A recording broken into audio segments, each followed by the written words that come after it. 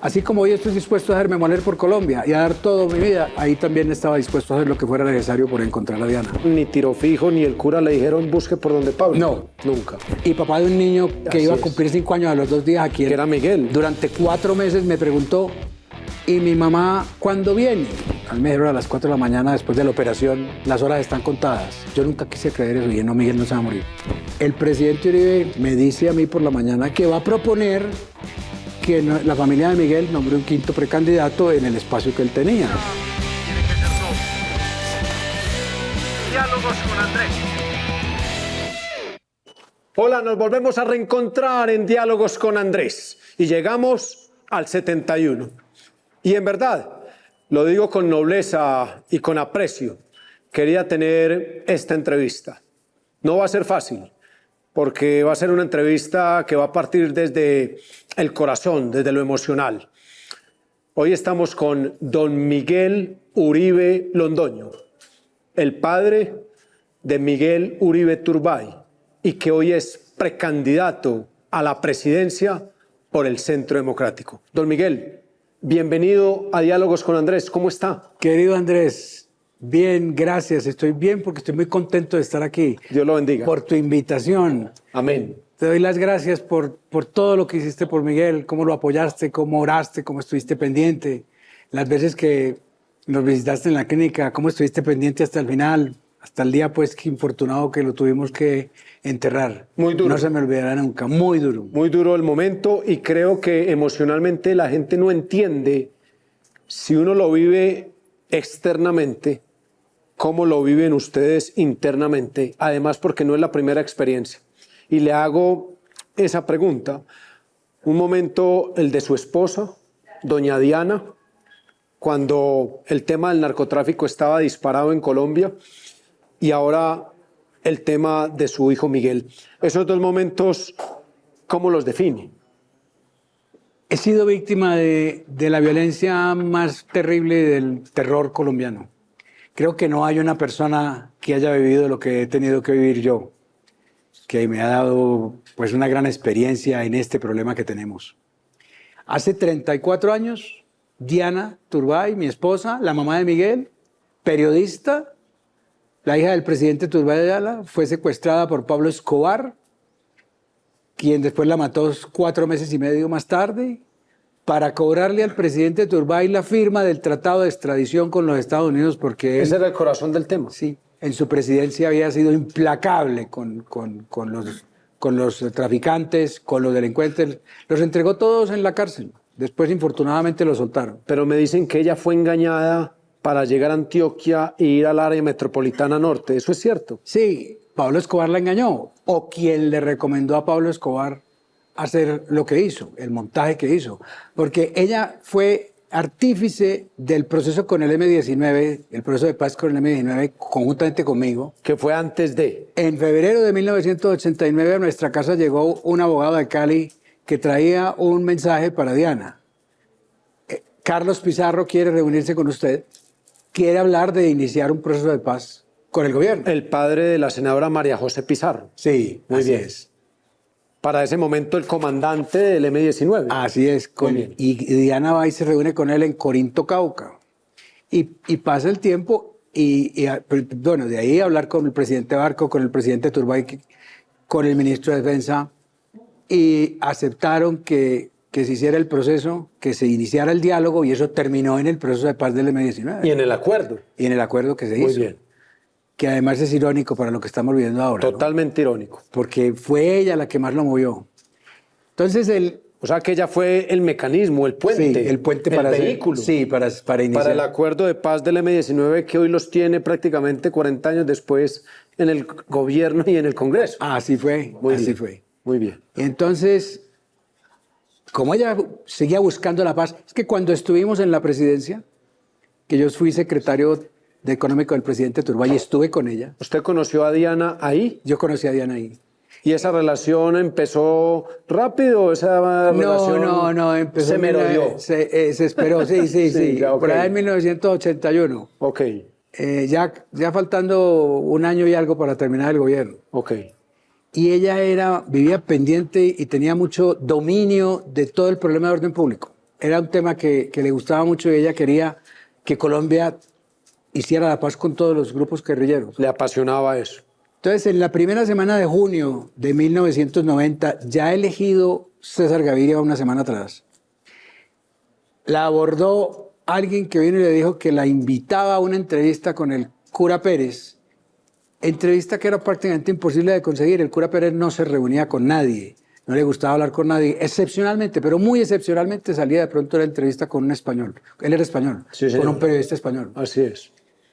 Y comentamos, habló conmigo, me contó, hablamos con el presidente de Dubái, hablamos con el ministro de Defensa y otra vez con el presidente Barco, y el ministro de Defensa dijo que sí, que la seguridad que le daba era que mientras ella estuviera en la zona, pues se encargaría de que no hubiera operaciones militares a donde la fueran a llevar para la entrevista con el cura Pérez. Y 2 semanas más tarde vinieron a decirle que la entrevista se iba a prolongar hasta la última semana de agosto. Ok. Y es en esa última semana de agosto, el último miércoles de agosto, en donde ella arrancó de aquí. Diferencia a los otros secuestros, fue incruento, porque se la llevaron engañada. Claro. Lo que tenía diseñado Pablo Escobar a nombre de los extraditables era llevarla, y cuando llegaron a Girardot, le dijeron: usted no va para donde el cura Pérez, usted está secuestrada por los extraditables y vamos hacia Antioquia, y ahí es cuando la llevan a Antioquia. De Girardot acá a Cundinamarca la trasladan a Antioquia Sí. y la llevan a Barbosa, terrenos del área metropolitana Sí, norte, Sí, así es. Y después a Copacabana. a Copacabana. Es en Copacabana donde, En Copacabana. donde muere. Sí. Ok. Y en ese periodo usted tuvo contacto con ella. No, Nunca. lo intenté. Yo tenía autorización. Además, hay una cosa interesante. Yo había sido elegido senador en febrero. En Y yo- febrero del 2000, de 1990. Sí, yo estaba de senador. Entonces, O sea que a usted le tocó el periodo donde cierran el Senado. claro, y por eso no volví. Ok. Que fue la 7ª papeleta Sí. patrocinada o promocionada por las universidades del país, los jóvenes. Esa 7ª papeleta conllevaba que entonces el presidente Gaviria decide expedir un decreto convocando Así es. la Asamblea Constituyente para el 8 de diciembre, pero tenía que ir a la Corte Constitucional, perdón, a la Corte Suprema, que no tenía, tenía una sala constitucional. Esa sala quedó empatada. Tuvieron que llevar un conjuez y el conjuez aprobó el decreto. Perfecto. Y eso desembocó en esa... O sea que usted cuánto duró en el Senado. Nada, un semestre, porque ahí no había el Senado funcionaba del 20 de julio al 16 de diciembre. Así es. Ese periodo. Sí, no más. ¿Por qué? Porque aunque vino la constituyente a partir del 5 de febrero, terminó el 5 de julio, se promulgó la Constitución, allá se extralimitaron sus funciones y inventaron una cosa que se llamó el Congresito, y allá resolvieron derogar el Congreso, la elección del Congreso, y citar una nueva para octubre de ese año. Para octubre, nuevas elecciones al Congreso. Al Congreso.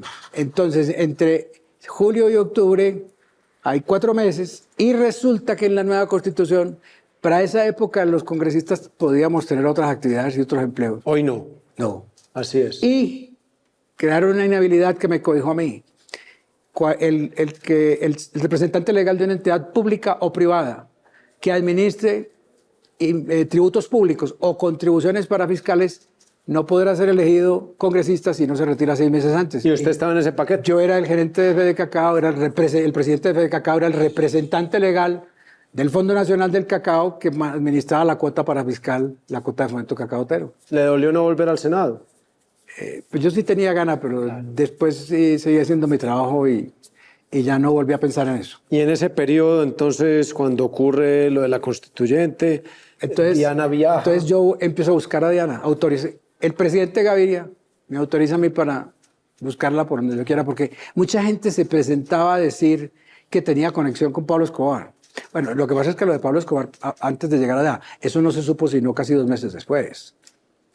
Mientras tanto, el gobierno, César Gaviria y Rafael Pardo, que era su consejero de paz, Así es. insistían en que estaba secuestrada, que el cura Pérez sí era el secuestrador. Ok. Entonces yo dije, bueno, pero yo quiero verificar esto, ¿cómo hago? ¿Y no había relación cura Pérez-Pablo Escobar? No, nada. ¿Usted certificó eso? ¿Qué hacía? Entonces me dijo Rafael Pardo, hable con las FARC. Busqué a Álvaro Leiva. ¿Y quién me lleva a las FARC? Álvaro Leiva. Álvaro Leiva le establece esa comunicación. O sea, desde esa época Álvaro Leiva tenía esa dinámica y esa Sí, relación. pero yo no digo que lo tenía porque estuviera a favor de ellos. No, No. era una Era una relación... circunstancia donde él había tenido que manejar algunos secuestros y si había, cuando Ok. desde que era ministro, Ok. no, era una relación que había establecido esa comunicación, pero yo tengo el mayor respeto y aprecio por Álvaro Leiva. Y no, Correcto. No me parece sino un hombre bueno. Ok. No tengo, y un caballero además. Muy bien. Y entonces fuimos esa noche a la casa de un radioaficionado en el norte de Bogotá, que era un contador público. Ese es del radio histórico Sí, que se habla. de la Sí, chiqueta, señor. chiqueta tal Así cosa. tal. Y esa noche nos comunicamos con Alfonso Cano. Y hablamos con él y le dijimos que yo quería ir a hablar con ellos para... nosotros no tenemos... Nosotros no sabemos nada, ni tenemos nosotros, ni sabemos nada de Diana Turbay. De Diana. Insistí tanto que a los 8 días volví y me dijeron, lo esperamos el sábado en unas coordenadas que le vamos a dar. Contraté un helicóptero, me monté el sábado siguiente en ese helicóptero con Álvaro Leiva y con el camarógrafo del noticiero Krypton. Nosotros, Sí, Diana y yo señor, teníamos claro. el noticiero Krypton en ese momento. Muy famoso. Sí. Y nos bajamos y allá nos estaba esperando ¿Dónde eran las coordenadas? en la Uribe. En la Uribe. En Meta, en la Lo que Uribe. luego bombardeó César Sí, Gaviria. sí, que lo bombardeó el día de la Constituyente. Así es. El día de la elección lo bombardeó. ¿Sabe qué me dice Pablo Catatumbo en este mismo programa sobre el bombardeo de la Uribe? Me dice, Andrés, yo esto nunca lo he dicho, pero César Gaviria nos traicionó esa noche. Es posible. Y alguien internamente de la fuerza pública nos contó una hora antes del bombardeo. Ah, sí, porque no estaban ahí. Ellos se habían ido. Y nos tocó irnos, porque si no nos avisan, allá nos encuentran. Imagínense las historias. de Estaban Colombia. Raúl Reyes, Raúl Reyes. Alfonso Cano y el del EPL, hombre, el moreno del EPL. ¿Cuál sería? Caraballo, Francisco Caraballo. Ah, Francisco Caraballo. Y estaba Timo León Jiménez, pero Timo León Jiménez en ese momento apenas cuidaba afuera, él no estaba en la reunión. Muy bien. Era Timochenko. Timochenko, sí. Pero le hago una pregunta, don Miguel. Cuando uno llega y encuentra a estos magos ahí, ¿uno qué puede pensar? ¿Qué le pasaba por su cabeza? No, yo estaba en un territorio en ese momento amigo porque ellos me habían dicho que fuera a conversar con ellos porque me estaban supuestamente... ¿Usted lo vio así? Estaba buscando, sí, buscando información para encontrar a Diana. Yo la quería encontrar. Yo estaba, así como hoy estoy dispuesto a hacerme moler por Colombia y a dar todo mi vida, ahí también estaba dispuesto a hacer lo que fuera necesario por encontrar a Diana. Completamente. Volvimos, no, que no. Bueno, quiero hablar con Tiro Fijo. A los 15 días volví. ¿Quién estaba ahí? Tiro Fijo. O sea, ya la parte de la pirámide arriba. Que no, pero es que el gobierno dice que ustedes están mintiendo. El gobierno dice eso porque la coordinadora guerrillera, cuando el M-19 secuestró a Álvaro Gómez, les dijo que no habían sido ellos. Había Entonces, una duda. Y la coordinadora guerrillera contestó que ningún grupo guerrillero había secuestrado a Álvaro Gómez. Ok. Entonces, Había ya la duda había del ese gobierno. antecedente. Así es. Y lo que queda claro aquí otra vez es que el M-19 tiene la costumbre de mentir. Por eso es que hoy vivimos lo que vivimos, porque hay tanta mentira, pues porque el M-19 ronda por todas partes. Ahí hay un hilo. Ahí hay un hilo. Sí, señor. Insistí en que yo quería ver al cura Pérez. Ah, usted siguió. Seguí. Seguí. Así, con la misma tenacidad Sí. que tú manejas tus cosas. Gracias, Seguí. señor. Y a las 2 semanas me dijeron, lo esperamos en tal parte. Y cuando llego en el helicóptero, ¿cuál no será mi sorpresa? El cura Pérez me estaba esperando. Se había trasladado desde Arauca hasta la Uribe para encontrarse conmigo. Él se movía hacia la Arauca. Él vive en Arauca, él se Ok. mantenía en el sector de Arauca. Y aquí estamos hablando para el lado No, izquierdo pues, de los llanos. y largo. Así es. Y un trayecto bastante largo. Frontera del Huila. A Ahí manera hay- anecdótica, te quiero contar una cosa. La primera persona que le estoy narrando esto con este Gracias, mi detalle es señor. a ti. Gracias, mi señor. Esto nunca, a mí nunca me preguntó a nadie por esto, distinto a, ni siquiera para la noticia de un secuestro que tiene tantas fallas ese libro, porque ese libro se escribió más como novela que como un relato histórico. Le agradezco. Y entonces, inmensamente. me sorprendió una cosa. Él cuando se veía en las fotos era de pelo largo, de barba. Resulta que eso era un maquillaje. Ah, sí. Me bajo yo un hombre de pelo cortico, ¿Verdad? sin barba, con un camuflado verde muy bien puesto, parecía hecho a la medida. Impecable. Impecable. Le miré las manos y las uñas las tenía impecables, todo impecable. ¿Le gusta a usted leer el lenguaje corporal de la gente? Sí, y me gusta mucho ver las manos y las uñas especialmente. Sí. Está muy bien. Entonces, nos sentamos a conversar 4 horas. Yo me tomé un whisky allá que me ofrecieron. ¿Tenía a mí. un whiskycito? Sí, ¿Y se dio cuenta en esa visión qué whisky era? Era sello negro. Sello negro, bueno, muy bien. Un traguito así de sello negro. Y cuando le ofrecieron a él, me llamó la atención que dijo, no, yo no tomo nada, él tomaba leche. Ah, leche. El cura Pérez tomaba leche. Ternero. Dijo, mire, yo no tengo nada que ver. En mi vida no conozco a Diana Turbay, no la he invitado aquí a nada. Dígale al gobierno que yo no miento. Que cuando yo digo, yo voy a volar un oleoducto, yo lo vuelvo y digo que fui yo. Que cuando yo voy a asesinar a alguien, yo digo quién voy a asesinar, asesino, y digo que fui yo. Que yo jamás les he dicho mentiras. Que yo no tengo nada que ver con el O secuestro. sea, que usted desde ahí ya creyó. Sí. Y a los... Esos 3 pasos. Y volví. Y por ahí yo tengo todos apuntados. Pues a los 8 o 9 días llegó el cassette de los extraditables diciendo que Diana estaba en sus... Pero nunca en la primera reunión, ni tiro fijo, ni el cura le dijeron busque por donde Pablo. No. Nunca. Nunca. Silencio Insistí, total. no, esa conexión no existía. No existía. No existía. Y entonces ya le dicen a usted que está para el lado de Antioquia. Es más posible que la que hubiera existido, esto lo deduje yo, lo había pensado antes me encontré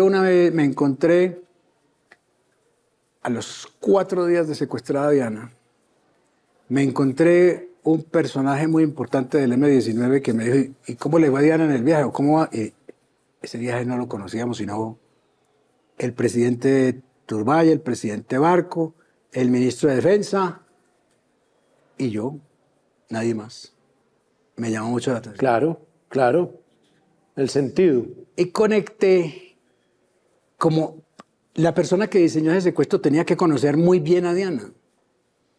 Que para ella era un caramelo, decirle era una gran carnada, era una vaina, era hacerle un gran regalo diciéndole, es que te vas, el cura Pérez te invita a una entrevista para el tema de la paz. Era lo que esperaba. Tenía que ser alguien que la conocía muy bien. Que estaba en el camerino. Que la conocía muy bien. Sí. Así es. Bueno, y entonces ya no pude más, quise hablar mucho con Pablo Escobar, no pude llegar donde él. Nunca. Nunca. Nunca. No pudo hablar con el cartel de Medellín. No, eso no lo pude hacer, no tuve más contacto, ya tuvimos que esperar hasta que el 25 de enero, que nos llaman viernes, a decirnos que Diana apareció. No teníamos mayor información, nos fuimos de aquí en el avión presidencial y llegamos al aeropuerto de La Herrera. Estaba de comisionada de paz para Medellín María Emma Mejía. María Emma Mejía. María Emma, apenas yo la vi subir al avión, yo dije, no, aquí no, este cuento de que Diana está viva, no, Diana no está viva. Ok, y hasta ahí no le habían dicho nada. No, que sí, que estaba viva. Sí. ¿No? Nos fuimos a la clínica, lo que entonces se llamaba la clínica Luz Castro de Gutiérrez, Sí, del señor. Hospital General. Sí, señor. Llegamos a la sala de cirugía. Diana estaba en el quirófano, en la mesa. Qué cosa tan triste y tan lamentable. Nosotros encontrarnos con Diana muerta.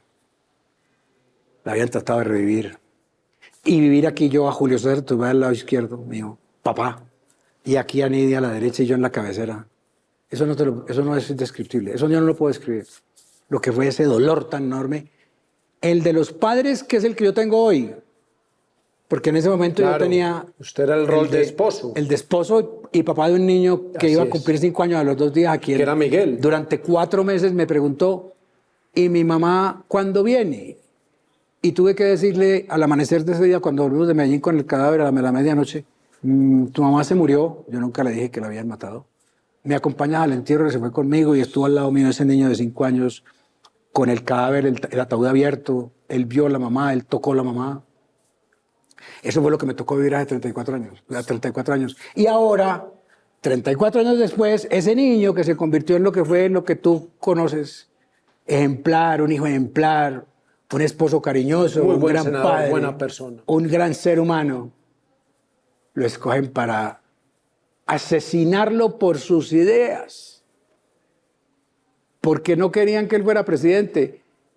Te lo voy a decir a ti como lo he dicho en las otras entrevistas, porque él iba a ser el próximo presidente de Colombia Y era muy incómodo para esas personas que lo mataron que él fuera el próximo presidente de Colombia. ¿Dónde estaba usted el 7 de junio a las 5:30 de la tarde cuando sucede lo del Parque El Golfito? Estaba saliendo de la casa casualmente a recoger al nieto, al hijo de Miguel, que nos íbamos a ir a comer helado. Porque yo había quedado con Miguel por la mañana, que hablamos por teléfono de que después de que él saliera del Golfito, ¿Se encontraron a comer helado? nos encontrábamos donde estábamos comiéndonos el helado con Alejandro. ¿Te estabas comiendo el helado con Alejandro? No alcancé a ir No porque alcanzaron. en el carro me avisaron. Muy bien. Entonces, sí fui. ¿Qué es lo primero que le cuentan, que le dicen? Nos dijeron que a Miguel le pegaron unos tiros. No, a Miguel le dispararon. Le dispararon. No sabíamos más.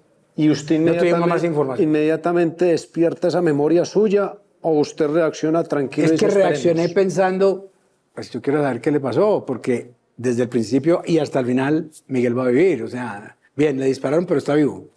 Si está vivo, pues de pronto va a vivir. Llegamos a Fontibón, al centro médico. Va a Fontibón, Y ahí estaba vivo. en el centro de salud Sí, que lo vi, recibe. lo vi, todavía lo vi, pues todavía con su pelo y tal, lo vi cuando le estaban haciendo el TAC. Las radiografías del cerebro, para decirlo de una manera fácil. Y de ahí nos fuimos para la clínica Santa Fe y yo siempre pensé que si no se había muerto, era porque Miguel iba a vivir.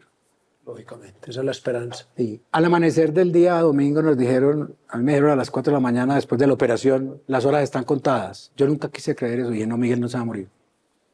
La primera vez que me lo encontré a usted en la clínica, usted me dijo eso. Y me dijo algo que a mí me impactó, don Miguel. Me dijo, hoy tengo una discusión con la fe. Porque es muy difícil para uno perder su esposa, que Miguel esté en esta batalla. Va a vivir, me dijo, pero si no lo hace, tendré una discusión con la fe. Y la tuve el mismo día 11 de agosto. Y como no tiene explicación, no pude encontrar una explicación, tomé la siguiente decisión. El 11 de agosto ya cuando El día muere, que él Miguel. muere. Sí, señor. Tomé la siguiente decisión. Sigo creyendo en Dios. Fue la voluntad de Dios. La voluntad de Dios ha sido que yo haya tenido que vivir todo esto hace 34 años y ahora no voy a ponerme en este momento en duda de la existencia de Dios. Creo en Él. Colombia lo necesita. Eso es Todos lo grandeza. necesitamos. Y siento que Dios está con nosotros y está conmigo. Entonces, eso lo resolví muy rápido. Muy rápido. Eso es grandeza. Ya usted vive todo ese momento, la familia vive ese momento. Pocas personas en el país, y lo digo y lo insisto, no tienen por qué estar y entender lo que vive la familia de Miguel Uribe Londoño en este momento. Y la gente estaba en la expectativa si Miguel Uribe Londoño iba a ser el precandidato a la presidencia. ¿En qué momento Miguel Uribe Londoño dice, yo voy a hacer el ejercicio de mi hijo? Miguel Uribe Londoño tiene que tomar una decisión después de la muerte de Miguel. Como nunca pensé en ella, jamás. Yo espero, yo no me voy a poner a pensar, ve, y si Miguel se muere, ¿qué pasa? No, Miguel va a vivir. Claro. Habiéndose muerto Miguel, al día siguiente, el martes 12, tomé la siguiente decisión. Yo formé a Miguel, yo era su coequipero, yo fui parte de formar ese hombre tan maravilloso, ese carácter. Y el papá de Miguel tiene dos caminos. O llegar a la catedral y parecer un tonto y quedarse callado llorando, derrotado, o simplemente el papá de Miguel no está derrotado y tiene que luchar. Y tengo que decir lo que dije. Y ese día, a mí me parece, sin que me lo haya confirmado la persona que te lo voy a decir ahora, que te voy a decir el nombre de la continuación. Para mí cambió todo mi futuro que yo no estaba buscando. Presente y futuro. Yo no estoy buscando yo no busqué ser precandidato a la presidencia. Pero yo en ese discurso fui especialmente amable y generoso con el doctor Álvaro Uribe Vélez, con el expresidente o presidente. Y así se vio. Se sintió. Eso. Y yo lo sentí así. Y como consecuencia de eso, pienso ¿Usted yo... escribe el discurso Sí. en la noche anterior? Lo escribí entre la noche del lunes y el martes. Tuve casi 2 días. Porque ese discurso yo lo pronuncié el miércoles, 2 días señor. después. Lo mismo que escribí las notas de agradecimiento, lo que resolví hacer en el salón elíptico. Sí, señor. Agradecer, dar las gracias, hablar de María Claudia un momento, hablar de Delia, mi señora, que era desconocida, pero yo quería destacar que ella fue la mamador de Miguel Claro. desde que Miguel tenía 11 años, una mujer muy especial, que es la que hoy Te acompaña. me acompaña con Alejandro, María Claudia y las niñas, porque mi vida se acabó, Andrés, sin Miguel. Sin Miguel la vida no vale nada, pero ahora hablamos de eso. Y entonces yo escribo el discurso y a los 4 días, el 17, del 3 al Sí, 17, señor. el presidente Uribe me dice a mí por la mañana que él ha citado una reunión con ustedes. Con los precandidatos. Con los precandidatos. Así es. Y que va a proponer que la familia de Miguel nombre un quinto precandidato en el espacio que él tenía. Sí, Nunca jamás a reemplazarlo, porque Miguel es irreemplazable. lógicamente. Y que si me parecía bien, que la única condición era que fuera del Centro Democrático. Listo, él hizo la propuesta. Así fue. Hablen con Miguel Uribe, Londoño, con el doctor Miguel Uribe, de acuerdo con la agenda de él el próximo martes, el lunes era día de fiesta. Y yo fui donde él el jueves 21 y le dije, María Claudia, ¿Quién lo acompañó? Delia, María Carolina ¿Y y yo. Delia qué le dijo a usted? Ella al principio no quería por el tema de seguridad. Ella no está conforme con Temor. eso. Y yo sé que yo tengo riesgo y corro riesgo, mucho riesgo. Claro. Pero no tengo miedo, Andrés, ya que hablamos de este momentico de eso. Porque yo tengo que darlo todo por Colombia. Yo perdí todo y yo me voy a hacer moler por este país porque los padres no podemos seguir enterrando a los hijos, como Miguel lo decía. Porque esta violencia se tiene que acabar, porque también Miguel decía, vivimos en una guerra que la diferencia de la de 2002 es que esta se hubiera podido evitar, porque esta está hostigada desde la Casa de Nariño. Yo le hago una pregunta y no puedo dejar de hacerla porque mucha gente se pregunta y este es el lugar para de pronto aterrizar eso. Se afirmaba que de pronto María Claudia podría ser la candidata o don Miguel Uribe. Y usted sabe que los medios, las redes generan ese espacio. Al final aparece don Miguel y la gente dice, bueno, ¿y María Claudia qué rol asume? Acompañar a don Miguel. Al que me pregunta a mí, yo le he dicho, lógicamente que lo va a acompañar. Es clave y es vital en su campaña. ¿Usted lo siente así? Claro, es clave para mí ella, muy importante persona. Ella también me marcó una huella, deja una huella en Colombia y sigue viva. Lo que pasa es que ella no va a participar en política. Ella se dedicó a cuidar a su hijo. Y a sus hijas. A su niño de Así es. 4 años y medio. Yo hice lo mismo como papá y mamá, como le dije a ella en ese discurso del Congreso. Ahora tú vas a ser mamá y papá como fui yo papá y mamá hace Un déjà vu. 34 años. Un Sí, déjà vu. total. Un déjà vu. Y ella estuvo de acuerdo. Ahora eso tiene una razón de ser. Construir sobre lo de Miguel, la memoria de Miguel, el programa de Miguel. A Miguel lo mataron por sus ideas. Esas ideas deben prevalecer y deben seguir adelante. Y entonces, íbamos simplemente a poner una persona por figurar. No, tenía que ser una persona. Así es. Y ya que me estás preguntando, ya que yo creo que los que nos están viendo saben que yo soy auténtico como tú, paisano tuyo. Sí, señor. Antioqueños los dos. Afortunadamente. Recuerda que yo fui gran amigo de tu Sí, papá señor. y te conocí a ti siendo un niño. Así es, de 7 años. Así es. Entonces, teníamos que tomar una decisión para ganar. Y Completamente. por eso tenía que ser yo que había sido el coecupiero de Miguel, el que sabía cómo era y el que había hablado. Y me estoy dedicado a esto de verdad. Yo lo tomé en serio. Yo estoy en serio trabajando para ser candidato del Centro Democrático, para ir a la consulta, para ganar, para ir a la primera vuelta y ganar, y para por fin, de una vez por todas, acabar este problema de la violencia. Pero los colombianos no pueden seguir sufriendo, las mamás, los niños, los jóvenes. Mira, muerto Miguel, a Miguel le quitaron el presente y el futuro. A mí me quitaron todo, mi presente, mi futuro, mi todo. A los jóvenes de Colombia, con la muerte de Miguel, también les han quitado una esperanza. Eso tenemos que trabajar hoy para que por fin haya futuro, porque como vamos mal y yo quiero darlo todo, quiero hacerme moler, como te dije ahora. El mecanismo, la encuesta. La encuesta, sí. Para usted, ¿cuál es la fecha indicada? Para mí debe ser lo más pronto posible, Correcto. porque yo quiero el Centro Democrático, yo soy fundador del Centro Democrático. Tenemos un partido maravilloso, fuerte, grande. Hoy, 1 de cada 5 colombianos, o sea, el 20%, se sienten afines al Centro Democrático. Álvaro Uribe Vélez es un gran líder. Álvaro Uribe Vélez lo han reivindicado. Hoy Colombia está volviendo a hablar de que necesitamos la seguridad democrática similar a lo que hizo Álvaro Uribe en 2002. Entonces, el Partido Centro Democrático con un solo candidato va a aparecer de líder, porque hoy, cuando en las encuestas salen 5 precandidatos, pues...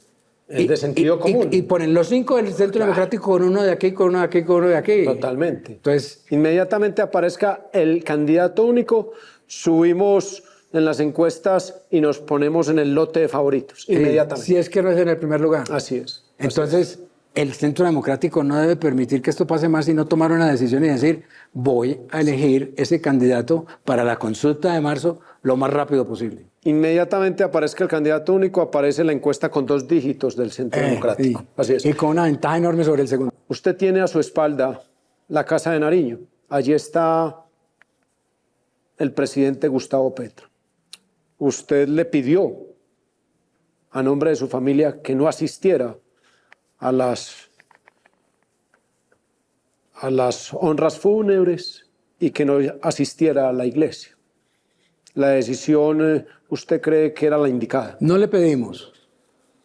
Él mandó preguntar Ok, que si iba. ok.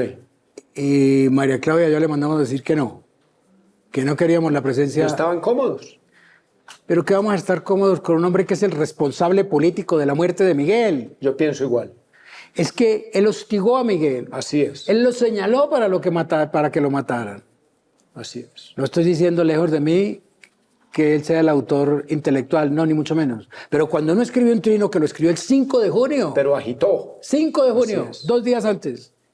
Un trino muy fuerte. Miguel Así Uribe es. Turbay es nieto de un presidente Así de es. Colombia que torturó a 10.000 personas. ¿Qué está diciendo con esa Así violencia es. política? Así La violencia política son las armas que él usa hoy.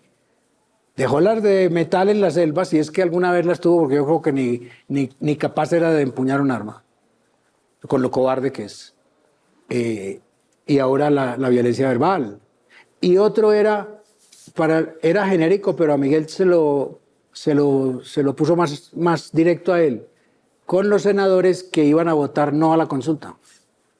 Para él, los senadores que iban a votar la consulta tenían que desaparecer y dijo, el Así es. senador Miguel Uribe Turbay tiene que desaparecer. ¿Qué más? Ya para qué te pongo más ejemplos. Completamente. Fueron más de 40. Y fuera de eso no le dieron protección. Fuera de eso le negaron la protección. Fuera de Bogotá no se la daban. Por más que digan que es que el fin de semana, que no sé qué, no. La falla no fue la seguridad de él. La falla fue la falta de protección que el gobierno no le quiso dar. Entonces, ¿para qué lo queríamos? ¿Qué nos iba a ir a decir en la catedral? Lamento mucho. es. ¿Sabes qué quería? La foto. La foto e ir a decir el titular, porque aquí los medios a veces le dan mucho juego a Petro, que no se lo deberían dar de esa manera. El presidente Petro asiste, qué bueno, qué triste, qué buena persona que está asistiendo a eso, cuando debió haber celebrado más de una vez la muerte de Miguel. Si gana la encuesta al interior del Centro Democrático, ¿acepta la consulta en marzo? Acepto la consulta. ¿A quién le gustaría enfrentar en la consulta? No, a cualquiera, porque es que el candidato del Centro Democrático va a ganar. Pero ideológicamente le gustaría estar con pares que Claro. hayan sido opositores al Claro. gobierno de Gustavo Petro. Claro, pero ojalá logramos ampliar eso hasta donde podamos tener una consulta que salga con 8 o con 9 o con 10 millones de votos. Y desde ya, tú estás invitado a ser una persona muy importante en ese gobierno, mi querido Andrés. Gracias, don Miguel. Se nos acabó el tiempo. Agradecerle a usted. ¿Se sintió cómodo? Uf. En un momento muy pues, difícil. Pues mira cómo, sí, me hiciste alejar la tristeza por un rato. Me alegra mucho. Y mira todo lo que te he contado, porque Sí, señor. me trae grandes recuerdos Amén. en la gran amistad que tuvieron mi papá, gobernador de Antioquia, y tu papá, alcalde de Medellín. Amén. Y lo que vivimos juntos. Amén, don Miguel. Muchas gracias. En Cartagena se lo dije, que fue el reencuentro de nuestros procesos políticos directos en los territorios. Y le dije a don Miguel de manera amable, de manera honesta, intensifique el tema emocional, porque es un momento muy difícil para usted y Colombia lo ve así.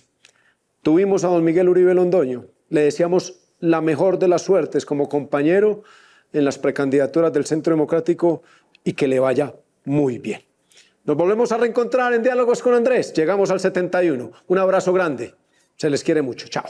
Diálogos con Andrés.